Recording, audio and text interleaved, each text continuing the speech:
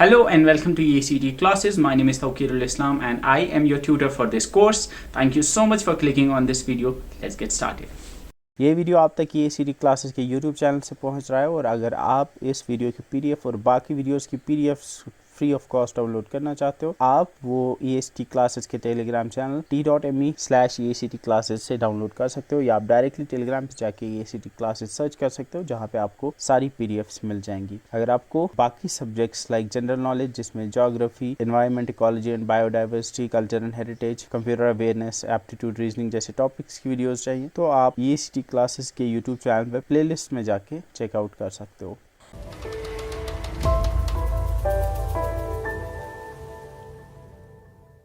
तो अगर हम प्रियम्बल की बात करेंगे तो प्रियम्बल क्या है। बेसिकली प्रियम्बल अगर आप देखोगे तो ये ओपनिंग स्टेटमेंट इंडियन कॉन्स्टिट्यूशन का। तो अगर मैं टेक्स्ट की बात करूँगा तो प्रियम्बल कॉन्स्टिट्यूशन के बिगिनिंग में लिखा हुआ है। जो एनसीईआरटी की बुक्स हैं उनके बिगिनिंग में ये प्रियम्बल लिखा होता है, अगर आपको याद होगा। तो प्रियम्बल गोज लाइक, प्रियम्बल का टेक्स्ट मैं आपको पढ़ के सुना रहा हूँ। We the people of India having solemnly resolved to constitute India into a sovereign socialist secular democratic republic and to secure to all citizens justice, social, economic, political, liberty of thought expression, belief, faith and worship, equality of status and of opportunity, and to promote among them all fraternity, assuring the dignity of the individual and the unity and integrity of the nation, in our constituent assembly on this 26th day of November 1949 do hereby adopt, enact and give ourselves this constitution। तो यहाँ पे बहुत सारी चीज़ें आपको clear हो जाएंगी। पहली, अगर आपसे पूछा जाएगा प्रियम्बल को कब अडॉप्ट किया गया, इट वाज 26 नवंबर 1949 और यहाँ पे लिखा हुआ है do here by adopt, enact and give to ourselves this constitution. तो अगर पूछा जाए क्वेश्चन में कल को कि when was the Indian constitution enacted, तो आंसर इज 26 नवंबर 1949।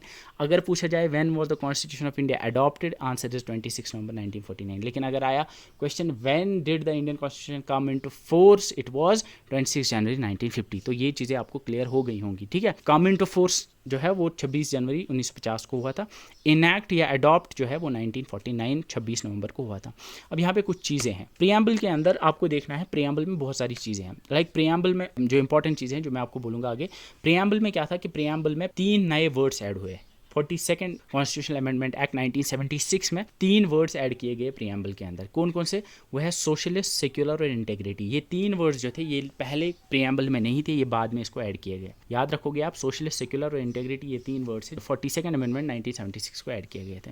तो अब मैं प्रियम्बल को थोड़ा डेप्थ में जाएंगे। प्रियम्बल आखिर है क्या? प्रियम्बल क्या है? Preamble is an introductory statement of the constitution, या प्रियम्बल यूजुअली कहते हैं किसी डॉक्यूमेंट के इंट्रोडक्टरी स्टेटमेंट को हम प्रियम्बल कहते हैं। तो वैसे ही कॉन्स्टिट्यूशन के इंट्रोडक्टरी स्टेटमेंट को भी हम प्रियम्बल कहते हैं। एंड ये प्रियम्बल जो होता है ये एक्सप्लेन करता है डॉक्यूमेंट के फिलॉसफी को, उसके ऑब्जेक्टिव्स को। यानी कॉन्स्टिट्यूशन का जो ये प्रियम्बल है ये कॉन्स्टिट्यूशन के ऑब्जेक्टिव्स बता रहा है। ये बता रहा है हमें कि इंडिया को हम एक सोवर्न, सोशलिस्ट, सेक्युलर और डेमोक्रेटिक रिपब्लिक बनाएंगे जहाँ पे हर एक सिटीज़न को जस्टिस मिलेगी, लिबर्टी होगी, इक्वालिटी होगी और फ्रेटर्निटी होगी। हम सब मिलके हर इंडिविजुअल की डिग्निटी को एश्योर करेंगे और साथ में नेशन की यूनिटी और इंटीग्रिटी को मेंटेन करेंगे। तो बेसिकली आपका जो प्रियम्बल है ये आपको बताता है कॉन्स्टिट्यूशन बनाने का मकसद क्या है। कॉन्स्टिट्यूशन बनाने का मकसद यही है, कॉन्स्टिट्यूशन बनाने का जो ऑब्जेक्टिव है वो यही है कि इंडिया को एक socialist, sovereign, secular, democratic Republic बनाना जहाँ पे जस्टिस हो, लिबर्टी हो, इक्वालिटी हो, फ्रेटर्निटी हो और हर इंडिविजुअल को डिग्निटी मिले और नेशन में यूनिटी और इंटीग्रिटी हो, ठीक है। तो ये इंपॉर्टेंट है जो आपको पता होना चाहिए।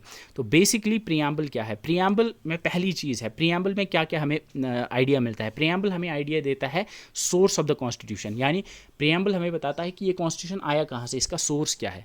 तो वो वाला सोर्स नहीं है कि इसको कहाँ से लिया गया, यानी कॉन्स्टिट्यूशन को पावर कौन देता है, कॉन्स्टिट्यूशन को जो पावर है वो कौन देता है। तो ये हमें बताता है प्रियम्बल। अब आप बोलोगे कहाँ लिखा हुआ है?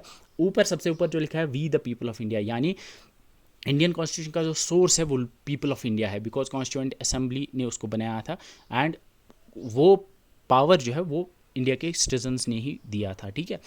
या कॉन्स्टिट्यूशन की जो पावर है वो सिटीजन्स ऑफ इंडिया से ही आती है। दूसरा है नेचर ऑफ इंडियन स्टेट। जो प्रियम्बल है वो हमें बताता है कि इंडियन स्टेट का नेचर कैसा होगा। तो अगर आप देखोगे वो प्रियम्बल में लिखा हुआ है कि इंडिया एक सॉवरन, सोशलिस्ट, सेक्युलर और डेमोक्रेटिक रिपब्लिक होगा, ठीक है। तो ये हमें बताता है कि इंडिया का जो नेशन होगा उसका क्या नेचर होगा। स्टेटमेंट ऑफ इट्स ऑब्जेक्टिव्स, यानी हमारे ऑब्जेक्टिव्स का statement like we shall ensure सारे सिटीजन को जस्टिस मिले, लिबर्टी मिले, इक्वालिटी मिले, फ्रेटर्निटी हो, नेशन की जो इंटीग्रिटी एंड यूनिटी जो है वो एश्योर हो। इसके बाद डेट ऑफ एडॉप्शन, इसका भी आइडिया हमें मिलता है क्योंकि कॉन्स्टिट्यूशन में जो डेट प्रीएम्बल में जो डेट लिखी है वो है 26 नवंबर 1949, जिस दिन कॉन्स्टिट्यूशन इनैक्ट हुआ था या अडॉप्ट हुआ था। ठीक है, सो ये 4 चीज़ें आपको याद रखनी है कि प्रीएम्बल है वो हमें 4 चीज़ों का आइडिया देता है। That's source of constitution, that's the people of India, nature of Indian state, that is socialist secular democratic republic. इसके अलावा आपका statement of objectives, that is assure to all citizens liberty, justice, fraternity, and इसके अलावा date of its adoption जो लिखा हुआ है 26 नवंबर 1949। I hope ये चीज़ क्लियर हो गई होगी। अब प्रीएम्बल की जो मैंने बोला कि first thing is that is it gives us the idea of source of constitution. We the people of India में लिखा हुआ है कि जो कॉन्स्टिट्यूशन है इसको इंडिया के लोगों ने बनाया है एंड इसको जो पावर है वो इंडिया के लोगों ने ही दी है। Second is nature of Indian state. जो प्रीएम्बल है वो बताता है कि जो इंडियन स्टेट होगी वो एक सॉवरन स्टेट होगी। सॉवरन का मतलब होता है आज़ाद, यानी वो फ्री होगी फ्रॉम एनी एक्सटर्नल फोर्स, वो अपने मैटर्स खुद हैंडल करेगी, उस पर बाहर का कोई राज नहीं करेगा। सेकेंड थिंग जो इंडिया जो कॉन्स्टिट्यूशन में लिखा हुआ है that is India shall be a socialist nation.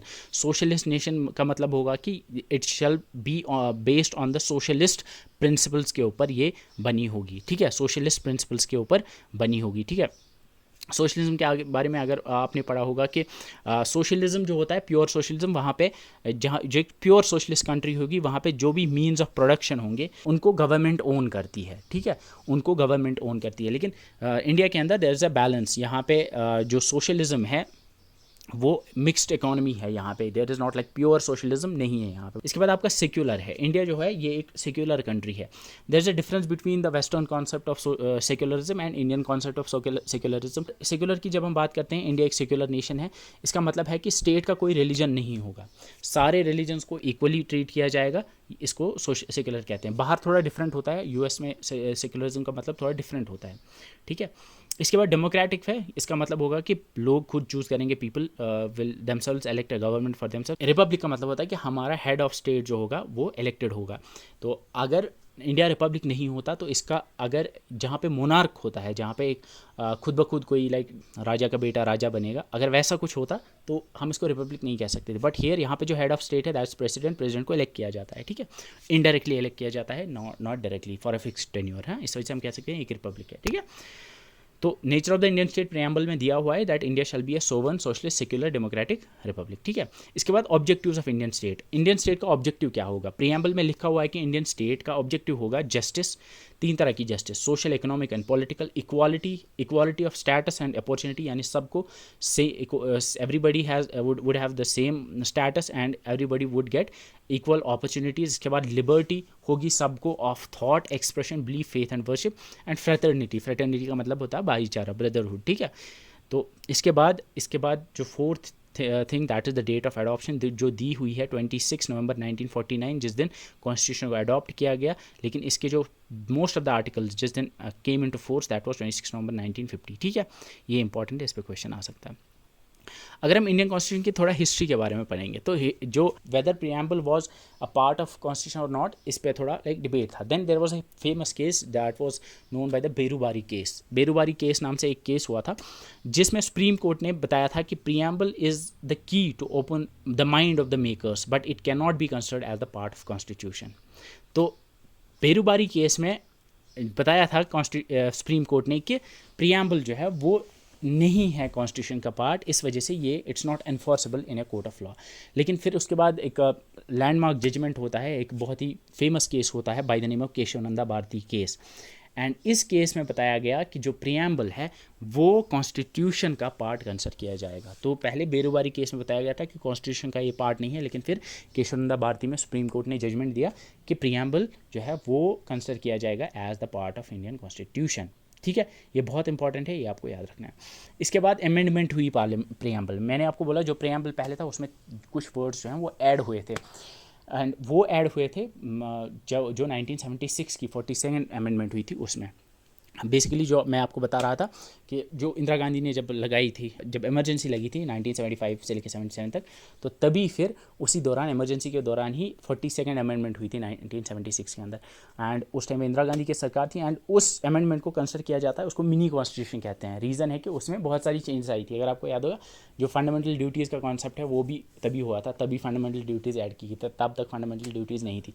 Preamble में भी चेंजेस लाई गई थी। इसके अलावा भी बहुत सारी चीज़ें थी, बहुत सारे अमेंडमेंट्स लाए गए थे कॉन्स्टिट्यूशन में। इस वजह से उसको हम कहते हैं एज द जो 42nd अमेंडमेंट 1976, उसको मिनी कॉन्स्टिट्यूशन भी कहते हैं। ठीक है, तो बेरोबारी केस में बताया गया था कि प्रीएम्बल जो है it's not a part of constitution, लेकिन फिर केशवानंद भारती केस में बताया गया it's a part of constitution. तो जिस तरह से कॉन्स्टिट्यूशन को, अगर आपको याद होगा, मैंने बोला कॉन्स्टिट्यूशन को अगर अमेंड करना होगा तो वो अंडर आर्टिकल 368 पार्लियामेंट कर सकता है अमेंड अंडर आर्टिकल 368। तो वैसे ही प्रीएम्बल को भी अमेंड किया जा सकता है अंडर 368, अंडर आर्टिकल 368। लेकिन जो बेसिक स्ट्रक्चर है प्रीएम्बल का, उसको नहीं किया जा सकता अमेंड। बेसिक स्ट्रक्चर ये डिफरेंट कॉन्सेप्ट है, इसके बारे में आप पढ़ सकते हो।